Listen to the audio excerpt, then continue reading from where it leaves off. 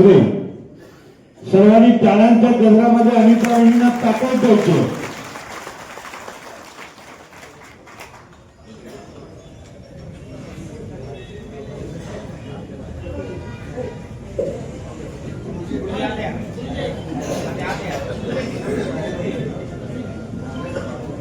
सर्वप्रथम मी आपल्या ग्रामदैवत असलेले महाकाळी देवीच्या चरणी नतमस्तक होतो. आजच्या आपल्या ह्या पंचवार्षिक महाकाळी कारकाच्या निवडणुकीच्या निमित्तानं उपस्थित असलेले आत्ताच ज्यांनी मनोगत व्यक्त केले ते आनंद सागर पुजारी, जे प्रभावीपणे आपलं मत व्यक्त केले ते आपले जिल्हा परिषद सदस्य संजय बनसोडे, काँग्रेसचे माजी जिल्हा तालुका अध्यक्ष संजय हजारे, सुनील माळे, ज्यांनी वस्तुस्थिती खरोखर मांडली ते आपले पांडुरंग पाटील, आमचे आधारस्तंभ रमेश खोत, लालासाहेब वाघमारे, संजय कोळी, नाना वाघमारे, बाळासाहेब पाटील, आपले मार्केट कमिटीचे संचालक आमचे खास विश्वासू महेश पवार, नानांचे जिवलग मित्र रंगराव शिंदे सर, आमचे कुटुंबाचे जे जनाब गुरुजींचे मुलगा अयाज मुल्ला, पंचायत समिती सदस्य वामन कदम, जनस्वराज्याचे आपले प्रशांत शेजाळ, नामदेव माळे, अरुण भोसले, रणजित गाडगे, टोटेमंकाळचे महेश पाटील, आमचे वाहतूक संस्थेचे चेअरमन बंडू कदम, आपले त्याचे व्हाईस चेअरमन ओलेकर, शंकरांना कदम, कोकळ्याचे पंडित कोळी, वेगळीचे शिवाजी सुपणे, जे अण्णांचे जिवलग मित्र होते हनुमंत शिंदे, बाळासाहेब पाटील, संभाजी पाटील, संजय भोसले, अण्णांचे आमचे सर्वांचे मार्गदर्शक वाय बी पाटील सर, तसेच वसंत गुरुजे, विजय कोळेकर, जे आपल्या मागे आता ताकदीने उभा आहेत ते दिलीप जोरे, महेश पवार, पंचायत समितीचे सदस्य रवी घागरे, कोकळ्यातून माझ्या विनंतीला मान देऊन आलेले धनाजी पाटील, उपस्थित सर्व बंधू आणि माझ्या जे मला नेहमी साथ देतात आमच्या महिला भगिनी, आज आपला हा कारखाना राजाराम बापूच्या अथक परिश्रमातून उभा राहिलेला आहे. त्यावेळी नानासाहेबांचे सहकारी असलेले अजितराव असतील, पंडितांना असतील, कोळेकर बापू असतील, नामदेव गुरुजी असतील, नामदेव आबा असतील, त्याचबरोबर इथले कोळेकर बापू असतील, मारुती अप्पा असतील, शिवाजी अप्पा याचे असतील, आगळगावचे शिवाजी अप्पा असतील, जनाब गुरुजी असतील, ह्या सर्वांनी अनेक कष्ट आणि परिश्रम घेऊन हा कारखाना उभा केला. नंतरच्या काळात नानासाहेबांनी या सहकार्यांना सोबत घेऊन चांगल्या पद्धतीनं कारखाना चालू ठेवला. शंतनूनं प्रास्ताविकमध्ये सांगितलं, नानासाहेब जेव्हा कारखाना चालवत होते तेव्हा फक्त 5 कारखाने होते, लांबून ऊस आणून आपण चालवत होतो. त्यावेळेचे कामगार संख्या पण भरपूर होती. आपलं तसं बघितलं प्लांट होता 1250चा, आपल्याला त्यावेळी कामगार फक्त 400 किंवा 500 लागत होते. तरी नानासाहेबांनी आपल्या तरुण वर्गाला रोजगार मिळावा ह्या हेतून जे कोण आपल्याकडे येईल त्यांचं काम व्हावं, ज्यांनी कोणी येतील. परवाचा मी एक प्रचाराकडे एका ठिकाणी गेलो, तिथं एकाने सांगितलं, आम्ही गेलो नानाच्याकडे, नाना माझ्या मुलाचं लग्न होईना, तेवढं माझ्या मुलाला जरा कारखान्यावर घेता का? अरे नाना म्हटले एवढे तिथं कामगार आहेत. तर तो माणूस उठलाच नाही. तर नानाने काय म्हटले, बार बाबा जा आत कामाला लागू दे. मग असे करत नाना कुणाचं मन न मोडता जेणेकरून आपल्या जो संस्था आहे त्या मार्फत सर्वसामान्यांचं भलं होईल त्यासाठी नानासाहेबांचा नेहमी प्रयत्न असायचो. जेव्हा नानाचं निधन झाल्यानंतर अण्णांच्याकडे हे कारभार आला.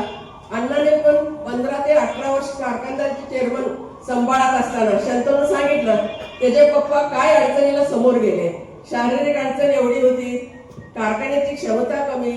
त्यावेळी अण्णा जेव्हा चेअरमन झाले जवळजवळ जिल्ह्यात झाले 18 ते 20 कारखाने. जेव्हा कारखान्याची संख्या वाढली, आजूबाजूचा ऊस यायला आपल्याला अडचणी आला. आपल्याकडे 1250 टन कॅपॅसिटीचं, कामगारांचं एवढं मोठं पगार, त्याचबरोबर आपल्याकडे बाय प्रोडक्ट नव्हते, कोजन नव्हतं किंवा डिस्टलरी नव्हता. का तर आपल्याकडे पाणी नव्हतं. डिस्टलरी प्रकल्प जर आपल्याला करायचा असेल तर आपल्याला 1 लिटर दारूसाठी 7 ते 12 लिटर पाणी लागायचं. आपल्याकडे पाणी नव्हतं. 2009ला जेव्हा आबा आले, अगोदर सरकारने पण मैशाळ योजनेला गती दिली, आबांनी गती दिली. त्यामुळे पाण्याचं स्रोत वाढलं. खरं आपल्याकडे बाय प्रोडक्ट नसल्यामुळे आपण ह्या सगळ्या गोष्टीत अडचणीत येत गेलो. मला एवढंच सांगायचं, अण्णांनी आपल्या शारीरिक अडचणीवर मात करत प्रत्येक गोष्टीला समोर गेले. मला अजूनही दिवस आठवतात, 20 लाख असेल 30 लाख असेल एका पतसंस्थेत आणायसाठी, कामगारांचे पगार भागवायसाठी, ऊस बिल थकलेले द्यायसाठी दिवसभर अण्णा त्या पायरीवर बसून असायचे.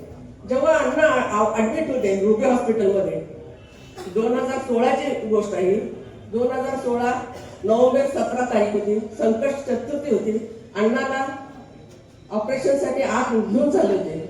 मी अण्णाला म्हटलं, धीर धरा, आपलं सगळं चांगलं होतंय, व्यवस्थित होतंय. अण्णा मला काही विचारलंय, शंतनू कुठं आहे, श्वेता कुठं आहे, हे त्यांचं प्रश्न होतं. त्यांचं प्रश्न एकच होतं की अड्ड्यात ऊस किती आहे, अड्ड्यात वाहनं आहेत का नाही, का तर सीझन सुरू झाला. म्हणजे एवढं त्यांनी कारखान्यासाठी वाहून घेतलं होतं. मी हाऊसवाईफ असल्यामुळे अड्डा हे माहित नव्हतं, अड्डा कशाला म्हणतात, वाहनं कशाला म्हणतात. म्हणजे मी एवढं त्या कारखान्यात एवढं अजून मला त्याची ज्ञान नव्हतं. म्हणजे एवढं आमचं कुटुंब हे संस्था म्हणजे तालुक्याचं विकासाचं केंद्र आहे. ह्याच्यासाठी आपलं योगदान किती कशा पद्धतीने असलं पाहिजे एवढा विचार करणारं आमचं कुटुंब होतं. नंतर अण्णांचे निधन झालं, 2017ला ऑपरेशन झालं, 21 तारखेला अण्णांचं निधन झालं. आपण सर्वांनी 2016ला ही जबाबदारी माझ्या खांद्यावर दिली. 2016-17चं सीझन असेल, 17-18चं सीझन असेल, मी सक्षमपणे चालवलं. 2 वर्ष आपण सर्वांच्या साथीनं चांगल्या पद्धतीनं सीझन मी घेत गेलो. जेव्हा 17-18चं सीझन आलं, जवळजवळ तोपर्यंत 700-800 कामगार होते.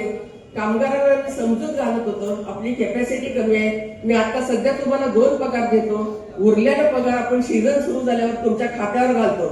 तर काही लोकांनी आडमोठेपणा घेतला आणि कारखाना बंद पाडला. तो पुढे कोविडचा काळ सुरू झाला. कोविडमध्ये आपल्याला बाहेर कुठं जाता येत नव्हतं, पैशाची उपलब्ध झाली नाही आणि बँकेनं चुकीची कारवाई केली, आपलं व्हॅल्युएशन मूल्यांकन कमी केलं. त्याच वेळी जर कारखाना दुसऱ्याला विकला गेला असता, आज शेजार पाजारचे कारखाना बघतोय काय परिस्थिती आहे. तर आपलं एकच ध्येय होतं की सभासदांच्या मालकीचा हा कारखाना राहिला पाहिजे. मला माहित आहे आज सभासदांनी काय कष्टातनं पैसे गोळा करून हे कारखाना उभा केलाय. मी जर त्यावेळी कारखाना विक्रीला मदत केली असती, पुन्हा सहकार्य केलं असतं, तर नानासाहेब असतील, त्यांचे सहकारी असतील, आज मला माफ केले नसते. आज मी बरेच वर्ष कोर्टात लढा दिला. हे सगळं करत असताना तुमचं साथ आणि सहकार्य होतं. आज बरेच संचालक माझे काही संचालक विरोध पॅनलचे उभं राहिले. मला त्यांना विचारायचं आहे, हे सगळं जेव्हा मी करत होतो तुम्ही कुठं होता? मी रोज पुणा, मुंबई, दिल्ली असे माझे वारे असायचे. प्रत्येक नेत्यांच्याकडे माझे हेलपटा असायचे की कारखाना सभासदांचा राहायला पाहिजे, कारखाना सुरू व्हायला पाहिजे, एखादी पार्टी कुठून मिळते का.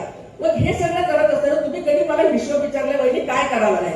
आणि आज बघतोय तर तुम्ही समोरच्या पॅनेलमध्ये जात आहे, तुम्ही 15 वर्ष माझ्या कारखान्यात संचालक होत आहे. का तेव्हा तुम्हाला विचारता आलं नाही वहिनी का करायला, काय करायला, काय परिस्थिती आहे. आज तुम्ही अचानक जाऊन समोरच्या पॅनलमध्ये जाताय, म्हणजे ह्याचा अर्थ काय?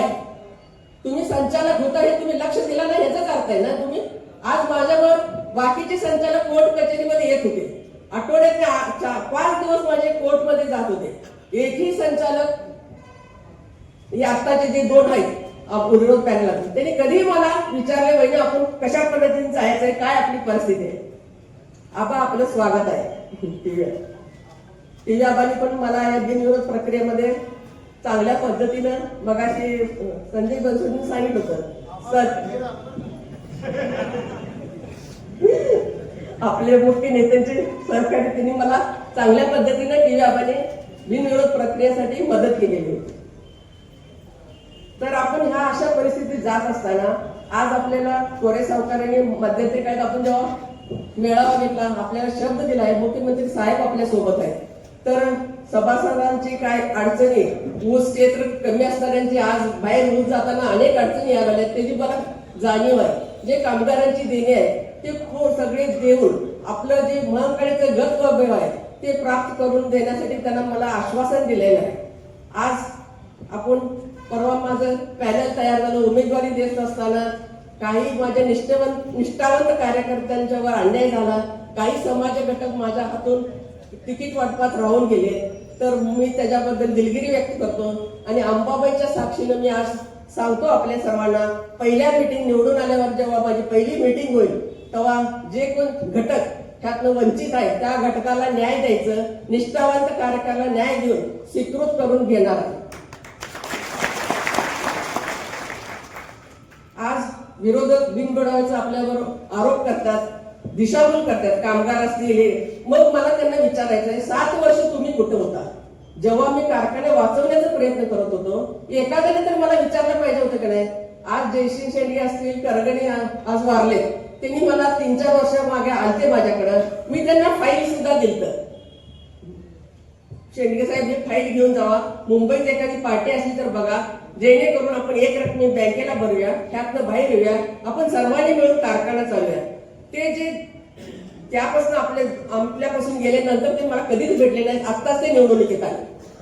जेव्हा तुम्हाला एवढी तळमळ होती ना, मी जेव्हा हेलपाटे घालत होते, नेत्यांचे पायऱ्या झिजवत होते, नेत्यांच्या दारात सकाळी जाऊन रात्री 12 पर्यंत बसत होते, तेव्हा तुम्ही कुठं होता? का मला सहकार्य केलं नाही? आज तुम्हाला विरोधात उभारायला कळतंय, आज जमिनीची बाकीची गोष्टी तुम्हाला कळल्यावर तुम्ही हात भाग्याला येत आहे, मग इतर वेळी तुम्ही कुठं होता? आज विरोधकातले मगाशी सांगितलं पांडुरंग दादाजी वगैरे यंत्रमागांची काय परिस्थिती होती. तुमचे पण 15-20 वर्ष बँकेच्या ताब्यात होते ना. मागच्या 1 वर्षापूर्वी त्यांचं ते मिटलेलं आहे. त्या मी संचालक असल्यामुळे ते प्रश्न सॉल्व्ह झालेले आहेत यंत्रमागाचे.